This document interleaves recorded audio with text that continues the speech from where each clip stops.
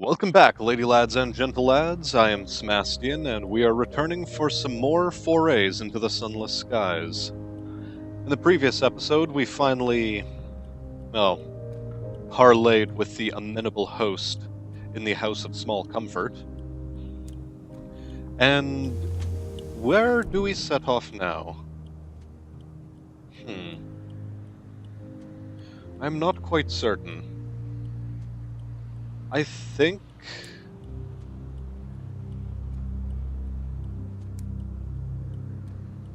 we should either try to find Lustrum, or perhaps somewhere else. Maybe it is high time we go to Albion. Ah yes, but to the east-northeast of New Winchester there is Hybris, to which we may make a foray. Well, first things first, I think I'll go hunt some Tacites. After all, we are in the business of gathering nameplates for the, well, Parsimonious Inspector, I believe it was. And yes, then I think we can start heading down along this way and see what we may see. Uncover more of the map and such.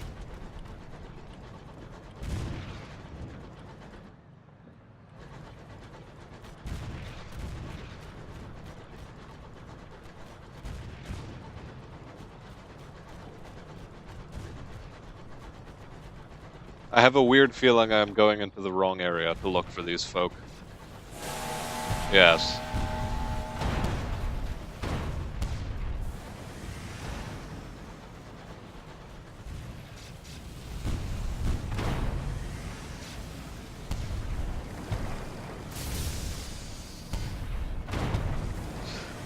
Ouch. Yes, I did not intend to take that hit, but oh well. Very good. And we have an interesting option before us. Either we raid the safe to gain sovereigns, or explore the captain's cabin to gain unusual items. And we are successful, which is nice, but the most we gain is some salon-stewed gossip. Which I guess we can be okay with.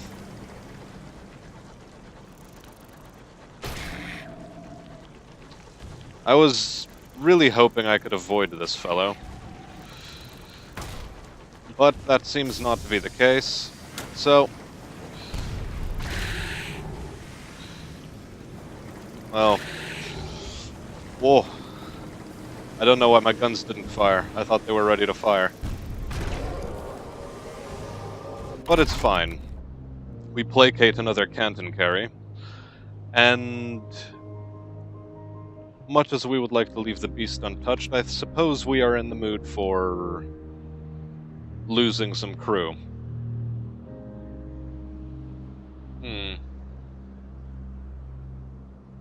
Yes. Our efforts yield only modest results before a violent shudder racks the beast. 2 plates of carapace grind together and a crewman's hand gets stuck between them. His scream is thin in the hollows of the sky. Well, that is 2 disappointing encounters in a row. I was quite hoping to find some way to repair myself, but it appears that is beyond possibility.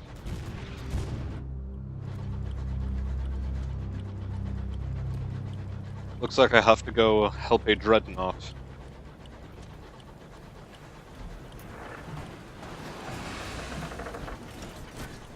Oh no.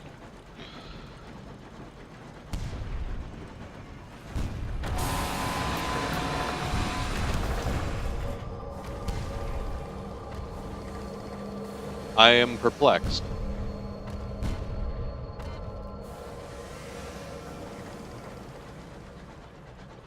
Oh, I guess he did die then. And here we go, scrapping and scuttling and burning the vessel. We gain 9 hull and another tackety nameplate, which we shall use to wonder why this guy glitched out. But beyond that,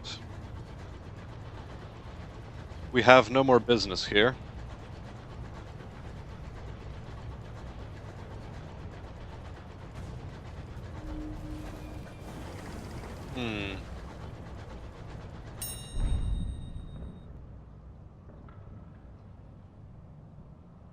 Oh well.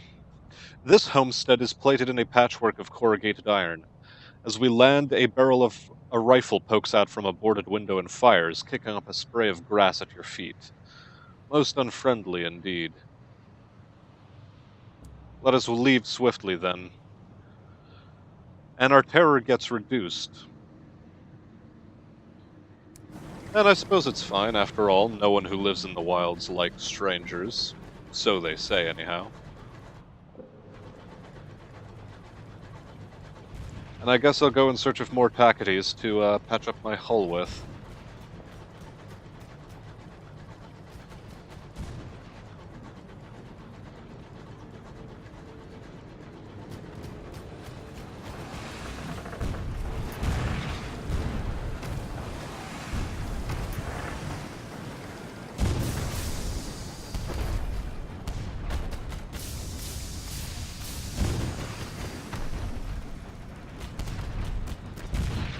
Ah, I didn't see him fire.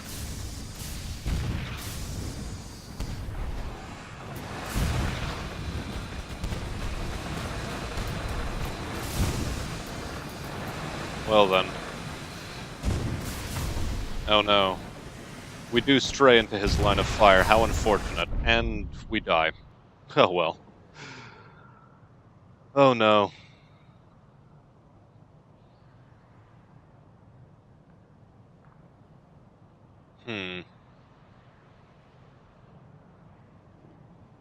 This is turning out to be a rather sorry venture.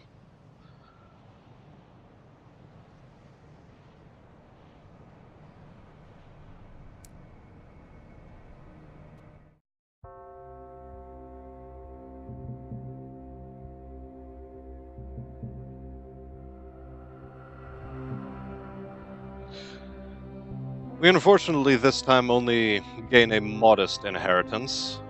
We do keep the otherworldly artifact and the drill. But aside from that, we do lose a bunch of things, and I don't suppose that is for the best.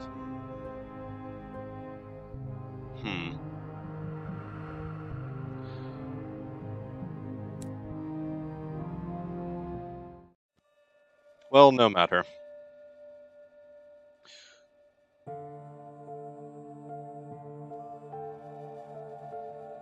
I suppose this time we will begin as a soldier. After all, iron seems to be the great deficiency of that previous captain. And I have an odd temptation to be dying quite so often these days. Which I should really, well, learn not to. But no matter. We are part of the Corps of Engineers. We were a sapper, a mechanic, an architect, an inventor, all while shells flew and bullets, or shells fell and bullets flew. And as before, we take the wealth ambition, and now we have become Captain Minerva.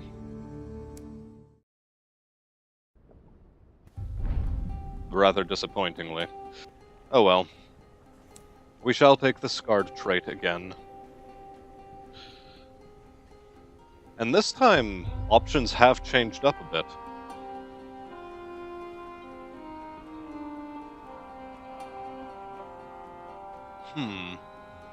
An earlier... a disgraced predecessor. An earlier captain in your lineage... Wait, hold on. I believe I chose Scarred. Yes, thank you. Good. An attempt on our life indeed was made, perhaps.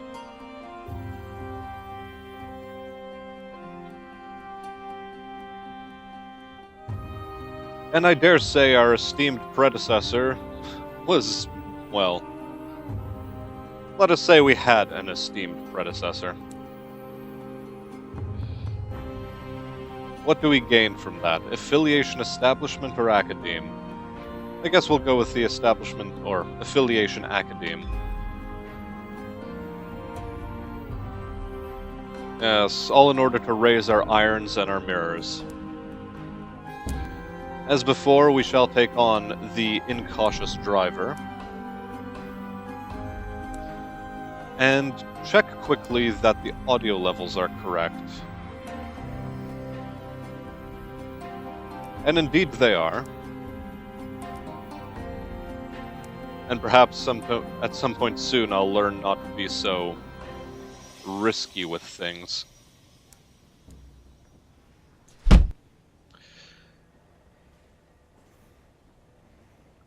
What is this? Seeds for both Magdalene's and Port Avon.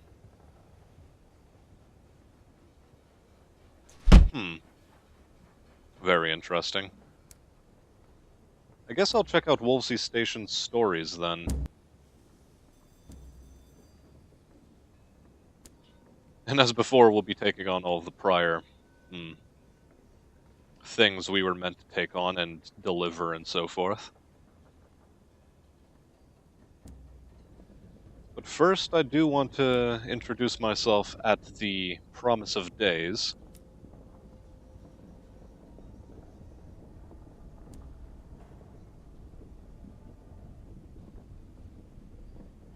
And see what they have to say about trading opportunities, because things may have changed.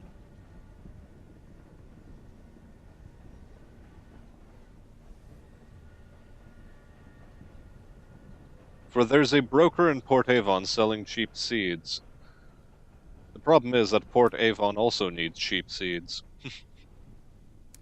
Oh well. I guess we'll have to look around for those at some point. No matter.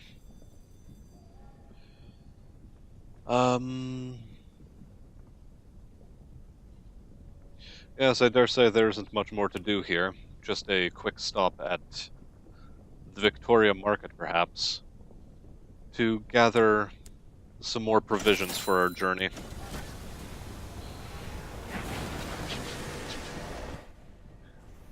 And we choose to set off this time in the proper fashion.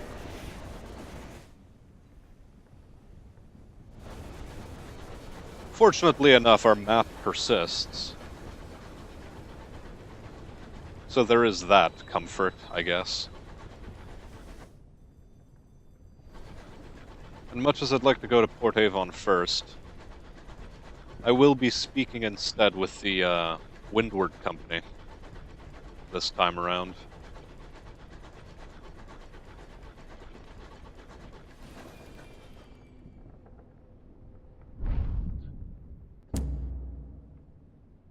Well, let us visit them first, chat with the secretary, see if there is anything to do, yep. Gather port reports, and the like. But in terms of the bazaar, ooh, they're selling bronzewood for cheap.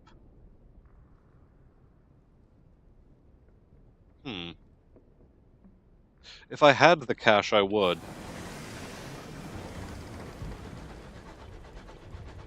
And while we're on that subject, we may be able to find some additional seeds to purchase here from Victory Hall.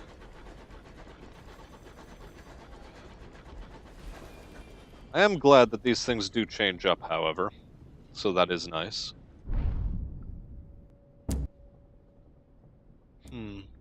We can chat with the veteran just to get the whole progression going, I suppose, and they too are selling bronzewood. How very strange.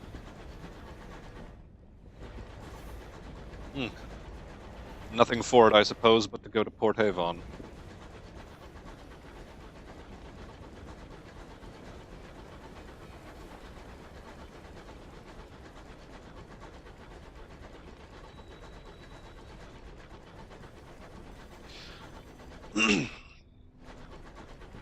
Additionally, I suppose I can wonder as to, well,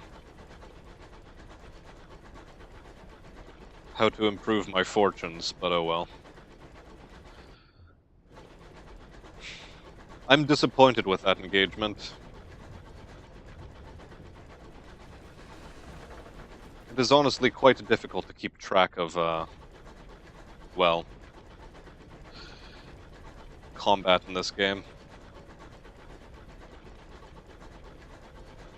That and combat in general is rather unpleasant.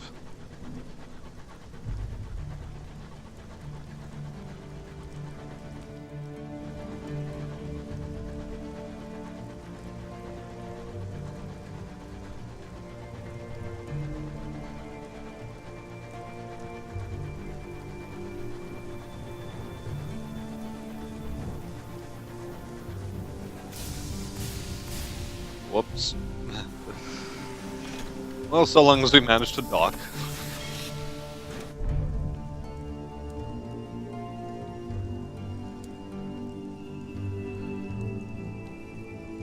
Yes, it's going to be a rather dreary affair, this.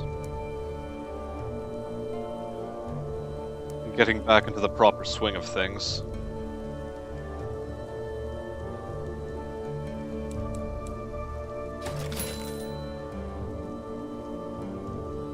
The hilarious thing is I can immediately sell them here. And indeed I am tempted.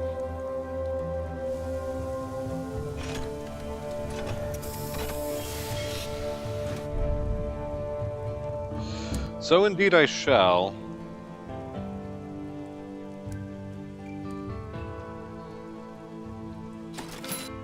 This is exceedingly funny to me. And at Sharma and Sons, I don't think we are particularly interested in anything other than perhaps some more supplies.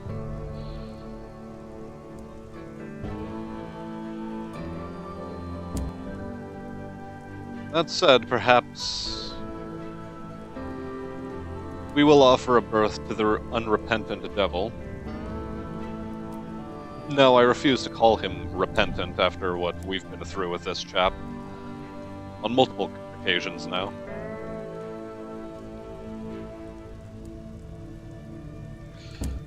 And further, we shall be picking up the mushroomy character.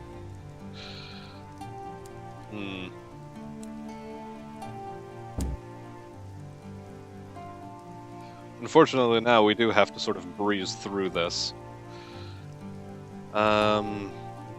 Gather all the things that we need to. Guess reading a work of speculative fiction like The Eyes of Heaven again.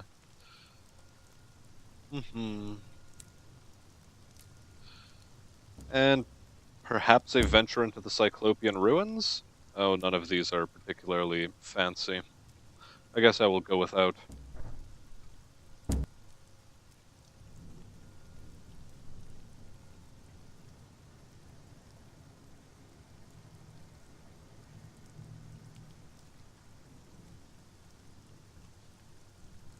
Well, no matter.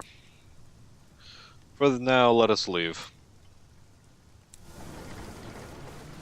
There are, after all, better things to be, well, doing. And yep, that's what we were expecting. Good. An easy 1000 experience off the start. Which will allow us to take on some more iron, perhaps. What about the battlefield? Holding the line, our orders were, so we fought and bled on a foreign field far from home. Shells drummed the broken earth, bullets whistled and bayonets clashed. Screams sang out, and when the silence fell, how did the day end?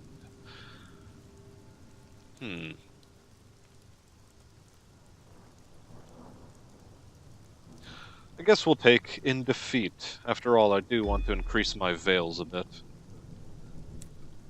And now that my iron is much higher, I wonder why it is that I'm trying to go down this way, when instead, what I could be doing is speaking to my officers, like you, gambling with this fellow.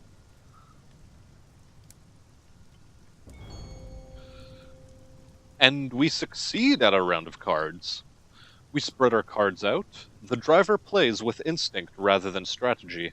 betting everything on what turns out to be a terrible hand. Your luck is stronger. An entire royal succession stares up from the table. The other competitors can only grumble as you claim the pot. I hear you used to be a test driver, the quartermaster says. The driver nods. You'd never have thought it. As a child, I loved my trains. Okay, so he goes into the same old bit of speech. I guess we can try another round of cards and succeed again? Well then. This was rather fortunate for us, an extra 50 sovereigns. But as we step away from the game and let it continue, we once again learn about green stuff flowing from this man's ear, and order him to visit a doctor.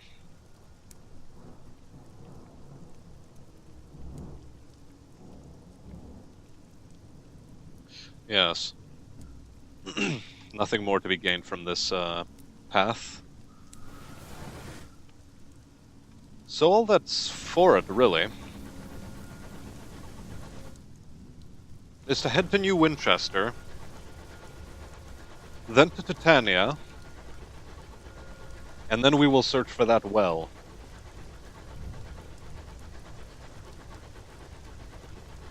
And we resolve to make smarter plays.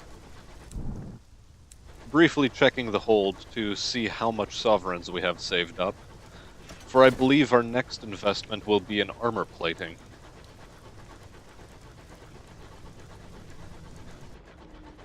After all, I am growing frustrated with death.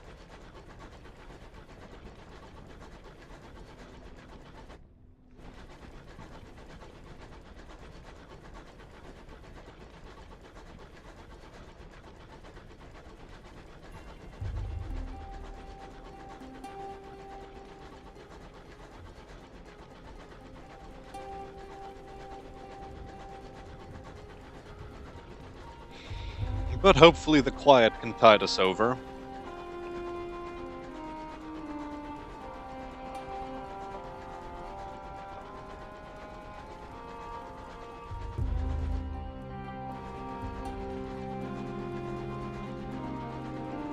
Yes.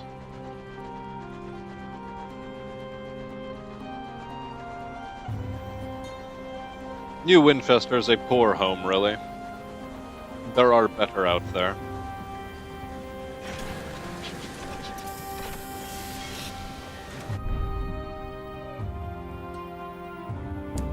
I guess we can recruit the Incognito Princess while we're here. This will, of course, give us a first officer, of which we are lacking. Now all we need is a quartermaster somehow. Yes. But beyond all that, we must explore the city and tell our chief engineer to go meet his folks. And we shall now parley with him and go to the well. Very good. Now,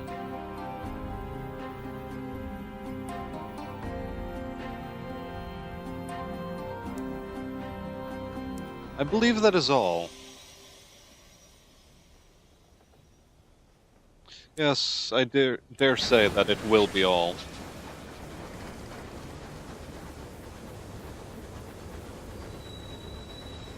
I could have checked into the bazaar to see if there was anything worth taking, but as it stands, there was not.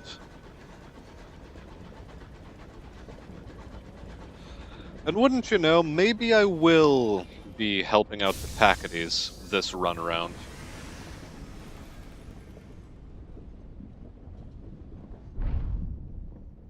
Oh, who am I kidding?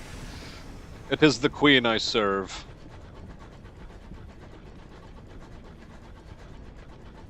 I'm just coming in here for an extra 100 sovereigns, after all.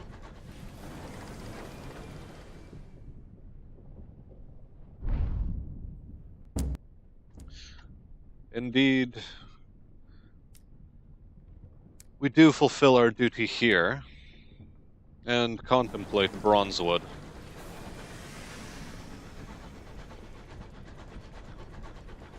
Though it is very pricey stuff.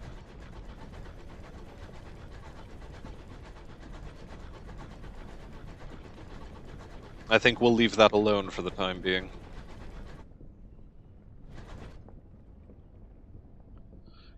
And it is Titania instead which we now seek.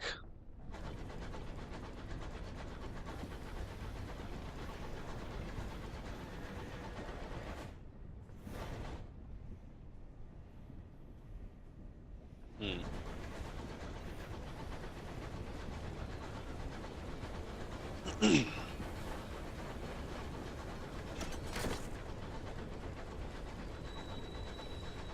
I briefly thought about the possibility of maybe going off to the east instead.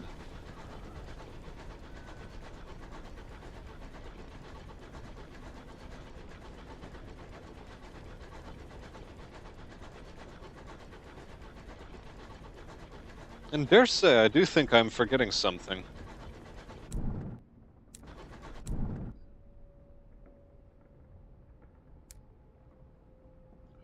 Yes, there was a woman we did not pick up at New Winchester, but oh well. We shall take her to Port Prosper at some point in future.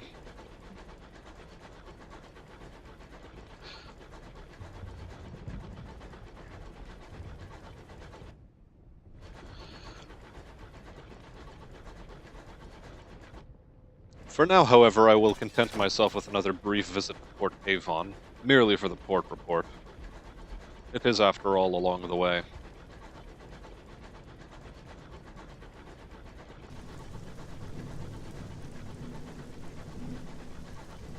Gosh, this is depressing.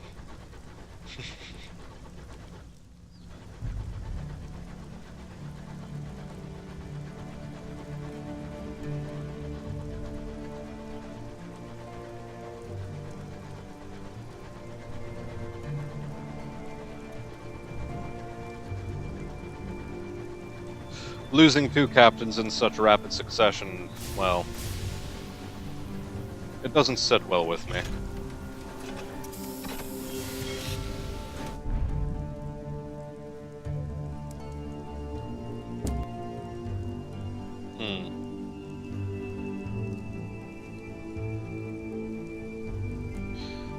I guess we could play a game of cricket and lose what little terror we had.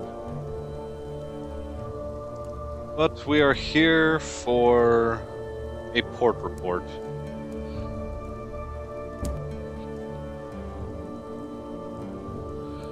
So first we'll share exotic gossip with the locals, just to raise our welcome a bit. Then we'll write up the port report and continue along on our way.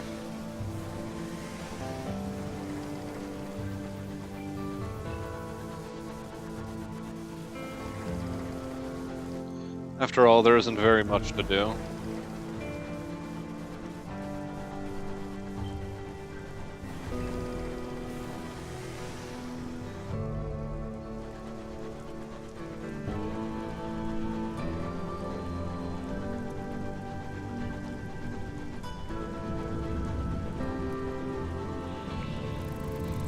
And oh boy, isopods. But if it is content to ignore us, we are content to ignore it.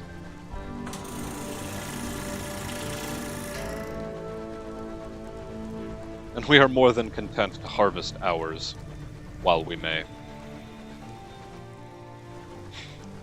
Gather ye ours while ye may.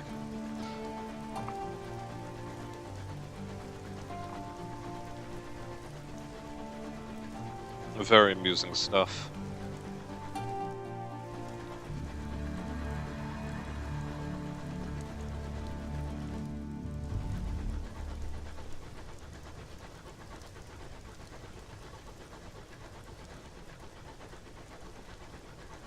Indeed, now that we know a bit more about, well, places like the Well, which I don't know if, oh, wrong button.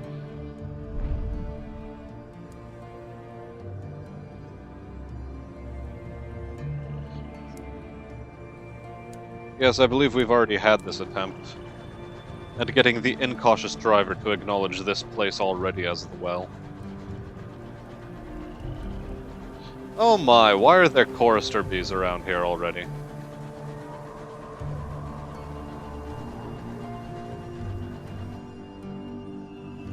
Well, given how unfriendly the locale is, I might as well circumnavigate it. Oh boy. I'll turn off the light. Maybe that is what prevented me from escaping all those times.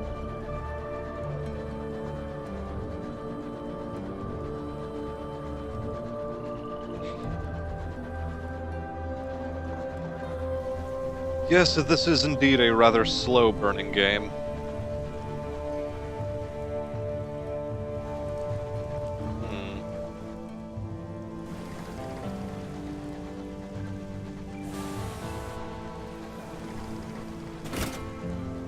Ah, something has noticed us.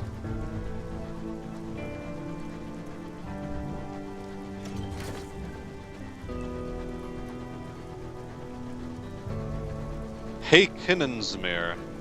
What is Heikinnensmere?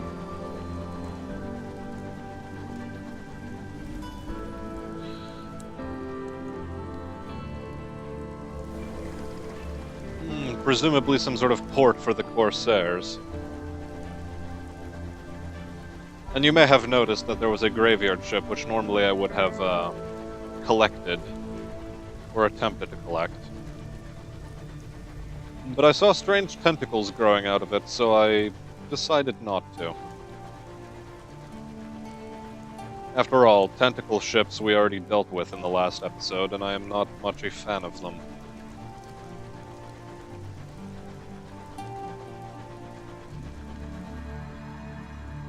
Instead, I would be more a fan of discovering this place known as the Well.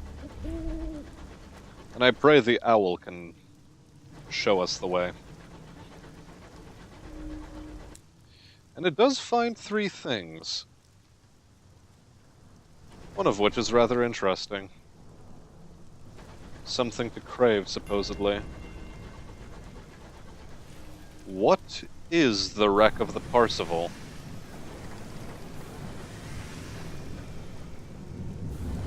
I don't know if I should explore this, but I will. The engine drifts unhappily through the sky. Some unholiness keeps the front of the engine tethered to the rest, despite the eruptions of corpse-white fungus that divide the train. The locomotive's side is covered with black scars. The name Parzival can be made out in brass letters on its side. The first engine through the avid horizon, a navigator whispers. London's pride once.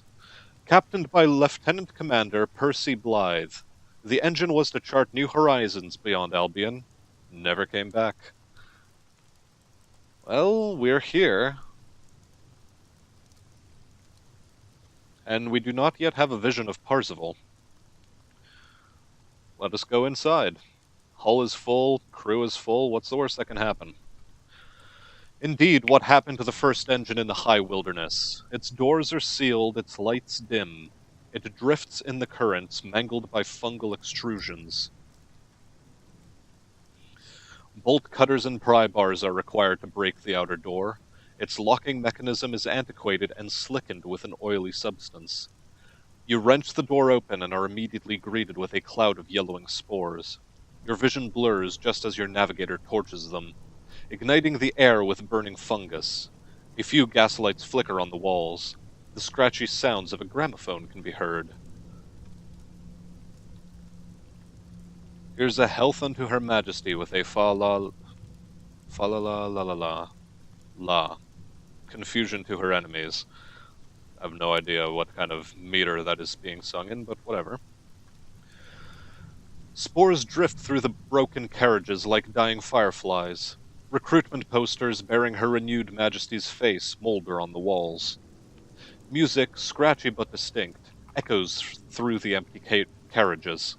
My. Getting a bit of a tongue twister today.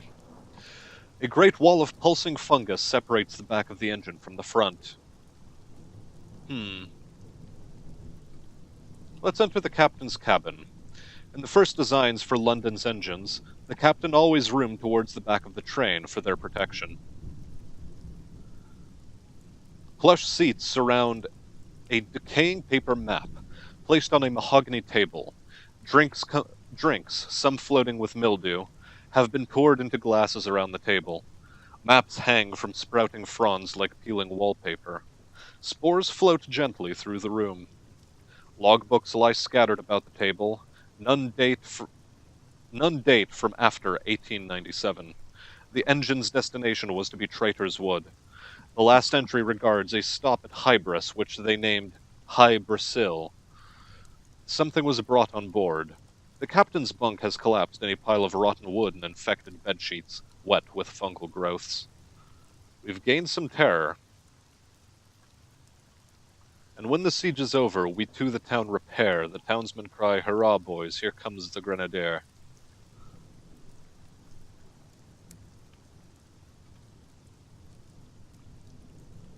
Let us investigate the armory next. An explorer engine like the Parzival would have been stocked for all eventualities.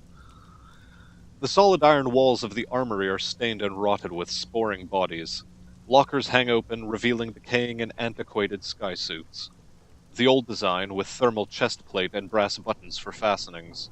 Several of your crew coo appreciatively, but back away when a prodding of one suit reveals a fruiting colony of golden black mushrooms has sprouted within. Amongst the outdated and unused weaponry, you recover a trove of novels. Fanciful stuff, but all concerned with the possibilities of space travel and the interaction between modern man and the alien. Well, we've gained more terror. Send her victorious, happy and glorious, long to reign over us.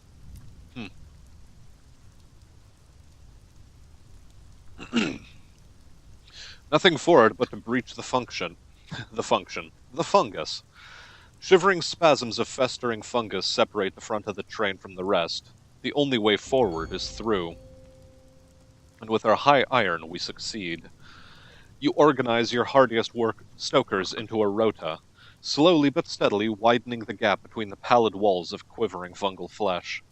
The smell is direful, as are the ominous bulges protruding from the mushroom bulk. Thanks to your capable direction, however, a wide path is cleared straight through the fungus. Bisecting it like two lungs separated by the trachea, you pass through unharmed. When Britain first, at heaven's command, arose from out the azure main, this was the charter of the land, and guardian angels sang this strain. The gramophone continues. The front of the engine is even more infected with sprouting mushrooms and sporing fungal growths.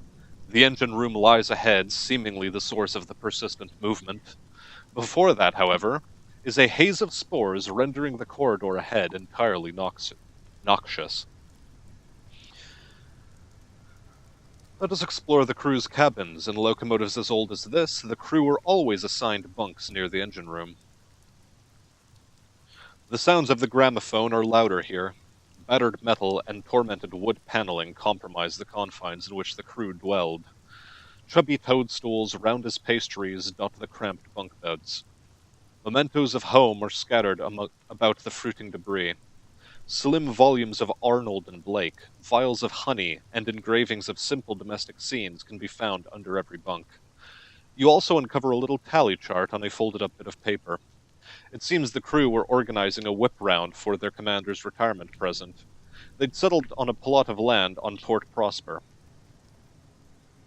Some more terror, and some talk of Alexander, and some of Hercules, of Hector and Lysander, and such great names as these.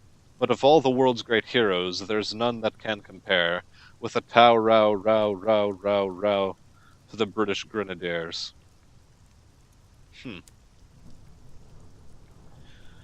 Traverse the sporing carriage. Fruiting sacks and clouds of vitriolic orange into the air. Passing through will be hazardous to the health. The engine room is just beyond. And we fail. How unfortunate. I go alone. Your crew disappear behind you, lost in a haze of orange and gold. Above, sacks sporing fungus encrusted to the metalwork begin to erupt.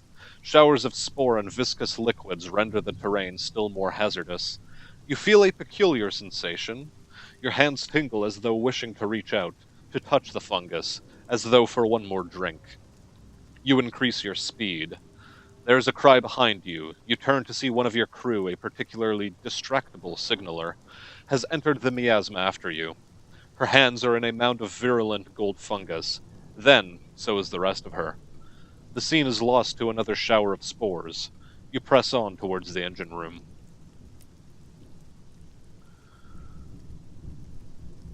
The engine room is before us. Light and music spill from under the door, queasy and persistent. The thick steel door is scored with bullet holes and is held in place by tendrils of ropey white fungus. As you approach, you notice the damage done to the walls, riddled with bullets, old stains on the carpet. An attack was mounted on the engine room. You can hear music loud and clear from inside. An eerie green light pours through the hinges like flood water. You push open the door.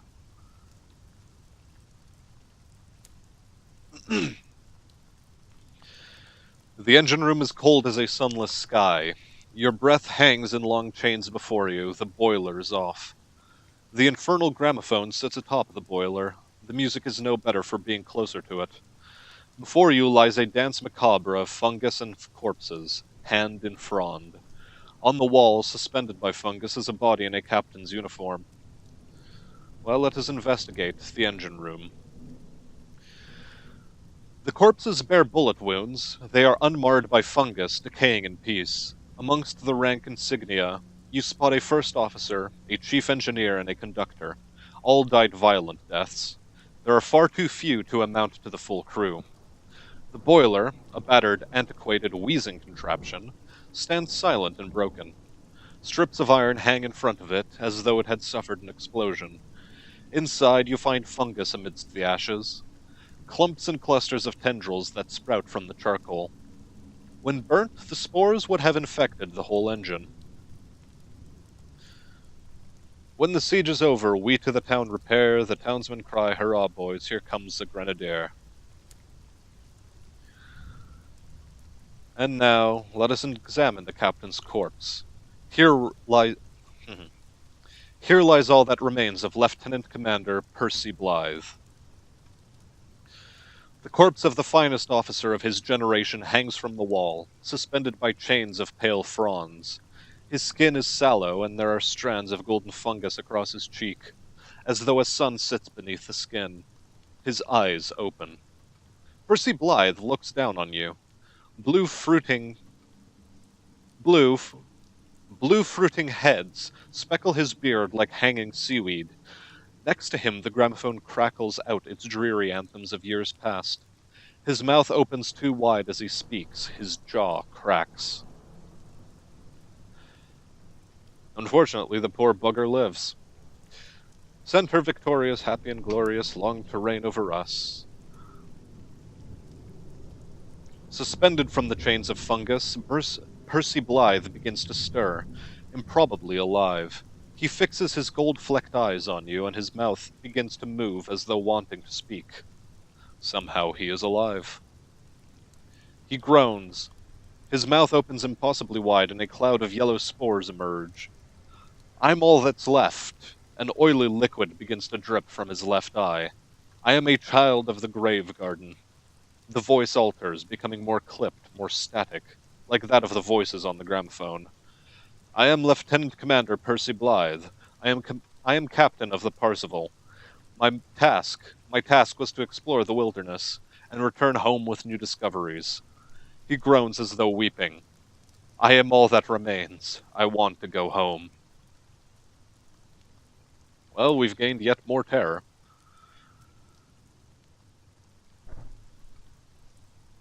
Ask him what has happened.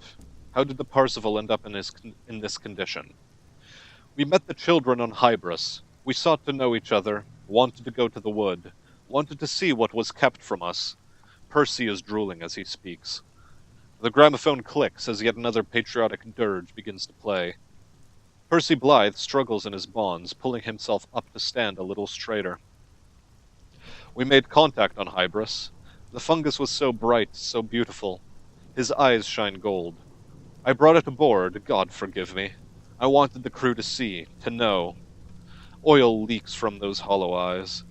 I'm sorry, I'm so sorry. Some came willing, others refused to join us. We had to... He breaks off into silence, staring away into the middle distance. To sing with heart and voice, God save the Queen. What happened to him and how is he alive?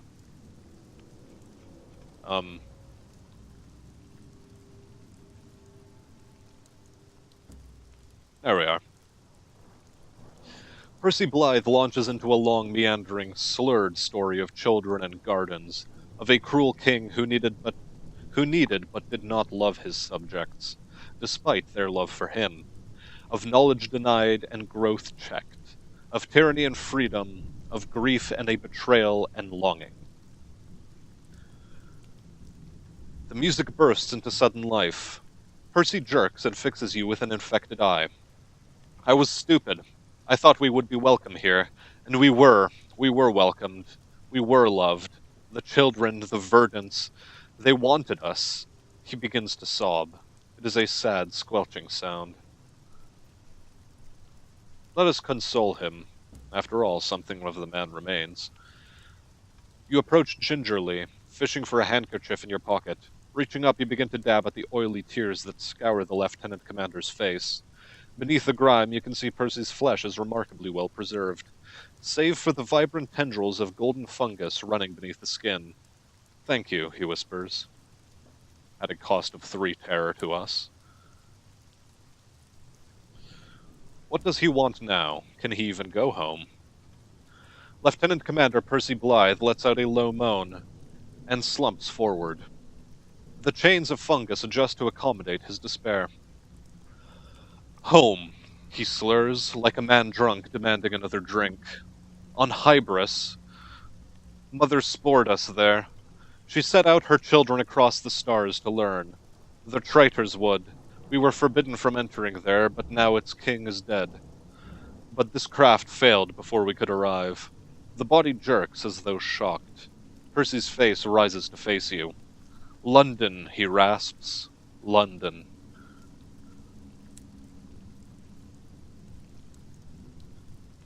Can the Parzival still fly?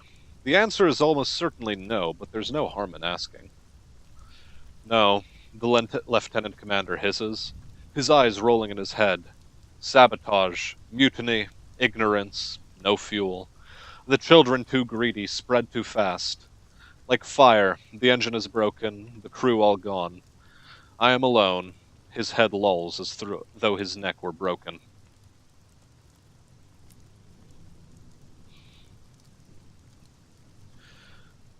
Let us decide his fate, I guess. This cannot continue.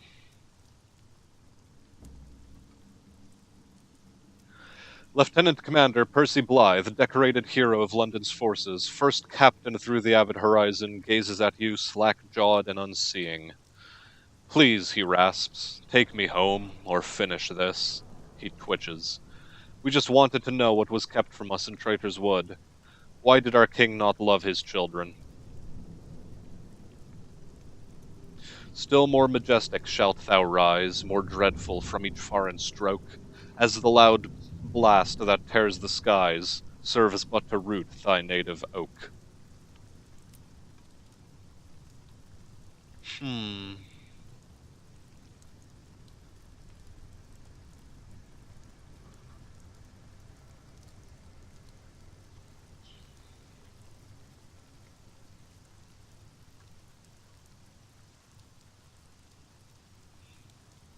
Blythe hangs listless in front of you, apparently exhausted.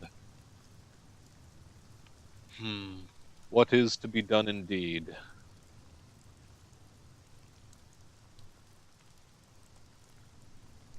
I think we should burn the ship. No one need ever know what happened here. It might indeed be a mercy. The remnant of Percy Blythe does not appear to register your response.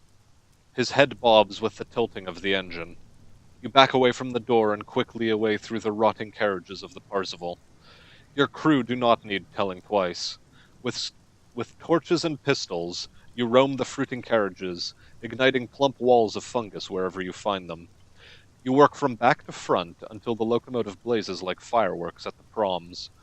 Soon the engine will be little more than a smoldering husk, and somewhere in the conflagration burns Percy Blythe, but not for long. You flee the smoking wreck of the Parzival, having purged it of its infection. The Devils of Carillon claim to be experts in the assessment and improvement of the soul. They would describe yours as disappointingly clear, almost transparent. Apparently this was a morally just action to take. How unfortunate. Well, no matter.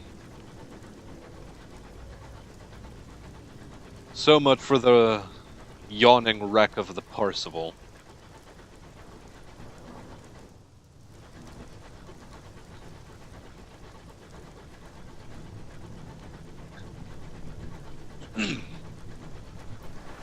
Oh boy, Corsairs.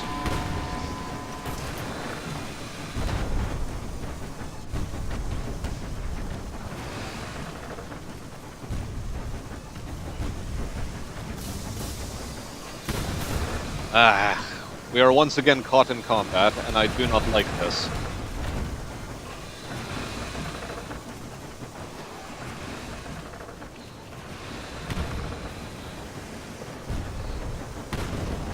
Oh no, come on. Let me get around your side. Oh, you mangy bugger.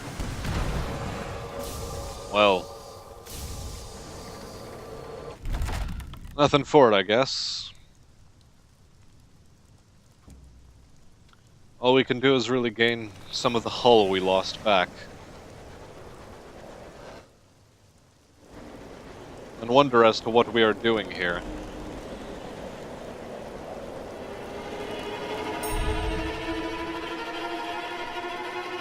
And we find a drifting fungal fragment,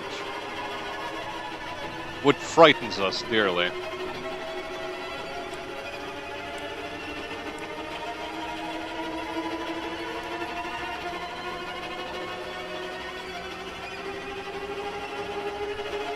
As a matter of fact, this is all too loud. My gosh.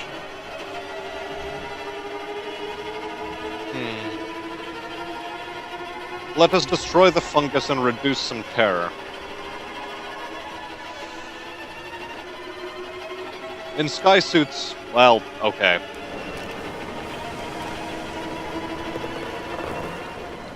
Honestly, I don't care. It is too loud, much too loud in there. And there is something here to crave, supposedly. But what is it? Oh, it requires a butchery of some sort. Never mind. We have yet to find the well. And this journey has been proving rather, well, unfortunate, to be frank.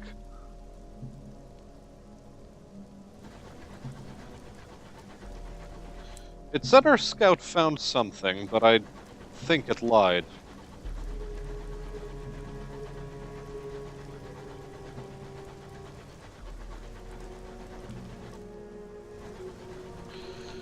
Indeed, nothing but misfortune seems to crowd this area.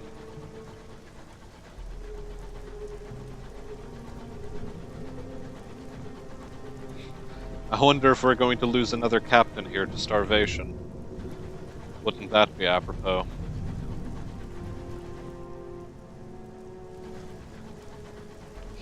Indeed, I am wanting of a port. Much as the music is nice, I have yet to find a port. Indeed, where is this fabled well?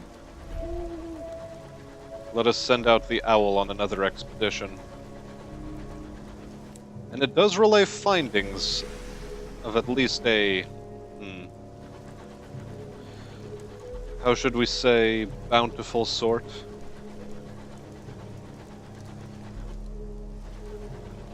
In a way, it is a blessing that we lost that crew member, for now our crew does eat slightly less.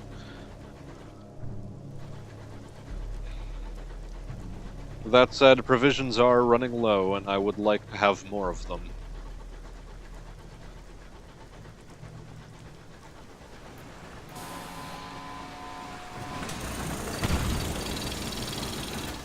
And we once again chance upon, well, more Corsairs. But hopefully, if we turn our light off, we can escape from them.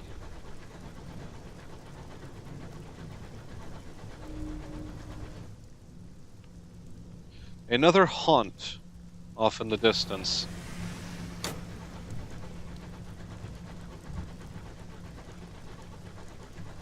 Well, I am such a one as to want to find the well, not so much a haunt. I also find it rather distressing that the pirates still approach us.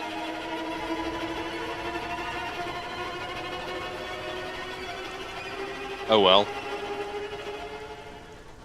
Ah, a dead end.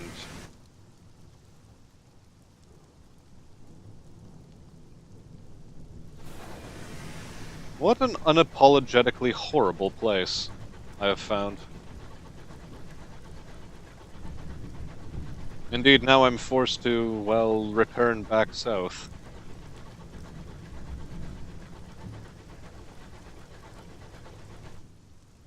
How dreadful.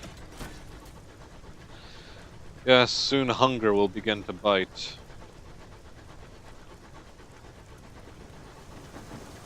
Oh, come now. Marauder, get thee hence!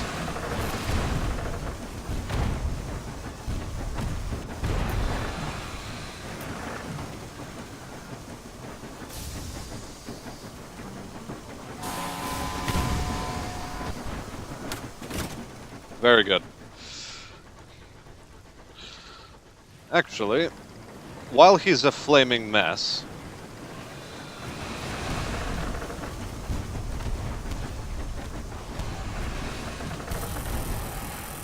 Okay, we barely managed to get him. And we scavenge him for parts, naturally, because I want my... well... I want my hull to be at max. Especially given that this... den of Corsairs... Oh, bloody hell, more of them.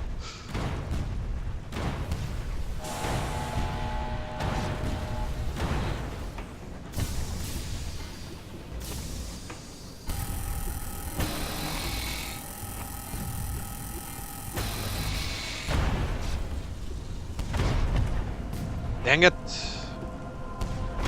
There we go.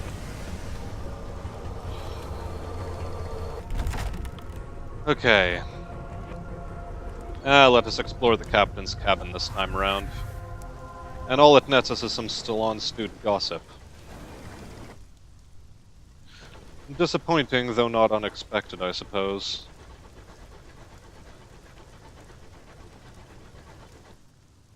Are we any closer to finding the well, or is this just going to continue being something that eludes us? Well, let us send the owl out for one last time. Indeed, it has found something. Many somethings, as a matter of fact.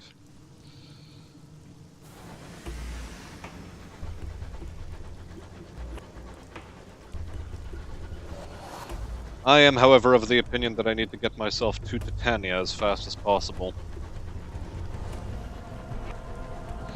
For I am beginning to run out of food, and I keep running into these bloody marauders.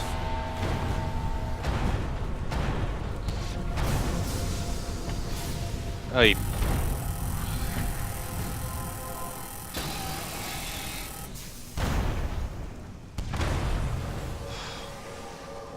There we go.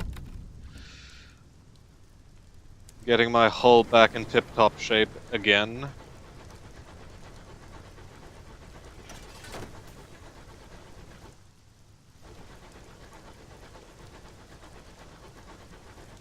This heat threshold system really is a bugger. I don't know if I should just turn the difficulty down to something less than Iron Man, because at this rate I'm just getting frustrated with the combat. I'd rather not have to deal with it. Indeed, I am here more for the story than anything else.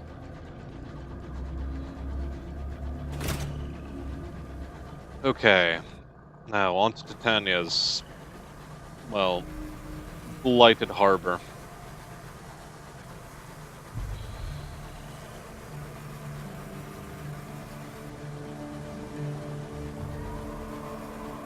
Okay, with our lights off, we've managed to avoid them, which is nice, I suppose. And we save ourselves from starvation, which is good.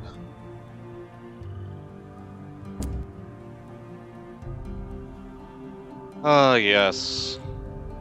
The bees have not gone away. Unfortunate.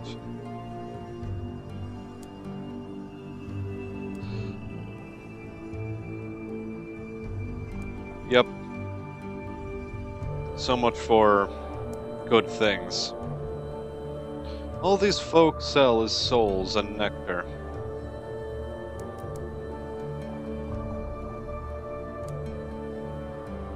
I am such a one, however, who is in dire need of provision.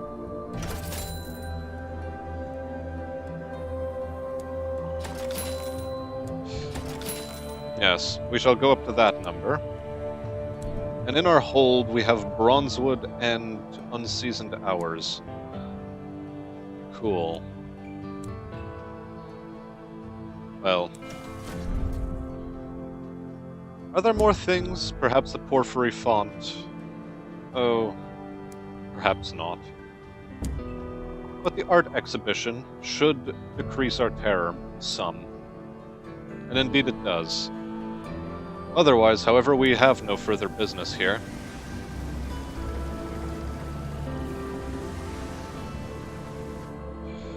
Other than to say that, well, bees are a menace.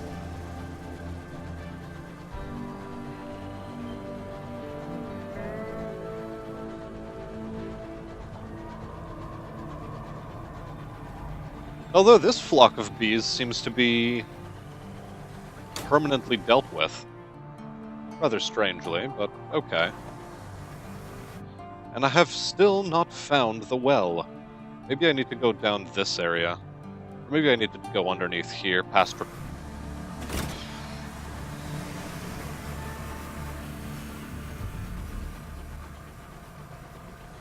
Right, as I was saying... Maybe I need to go past... What is this? Tigalar's haunt. Ah, well, no matter.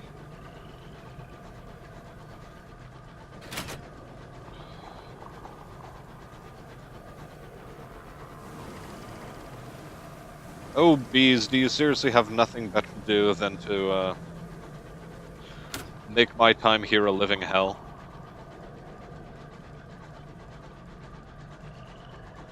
Seemingly so, as is evidently the case. Ah well. Once we get down to New Winchester, I suppose I'll call it for this run of this new captain, who's finding it very difficult to actually progress through the story. Oh good, an isopod.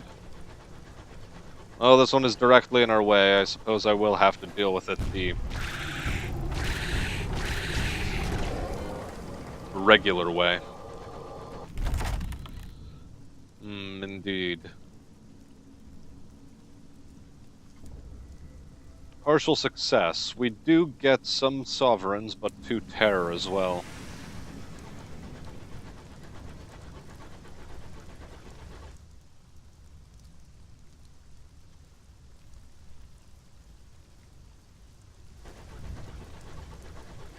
All in all, what a horrendously disappointing affair this has been.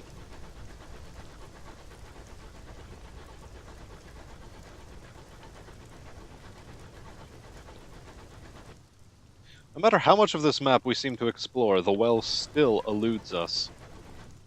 It is to be to the south of Winchester, but Christ, is it hard to find. Maybe it's somewhere in these parts? Oh, I don't know.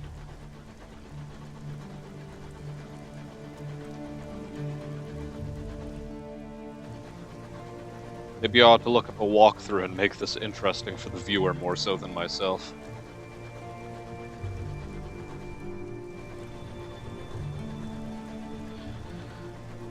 My gosh, we're a ways away.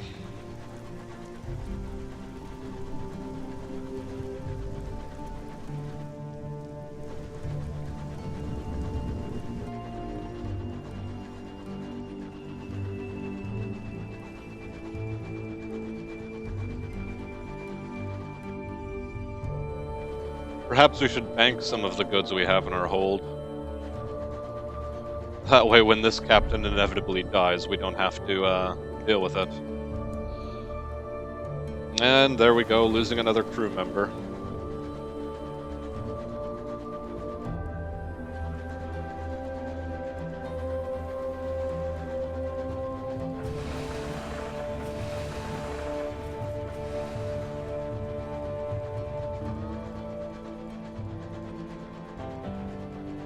Indeed, this is becoming a dreadful affair, quite quickly. So what I ask of the audience, then, for those of you who are still following along, should I be continuing with this series as is, or should I be giving you more of a SparkNotes version? Just the highlights? Or do you want to see the entire, well, run in all of its, I won't say glory, but in all of its... Really, I am struggling for how to describe it.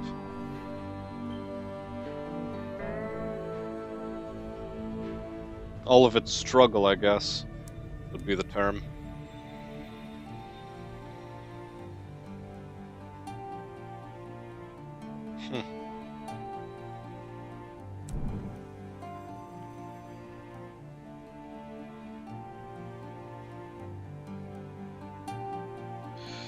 Yes, we now need to also find verdant seeds someplace.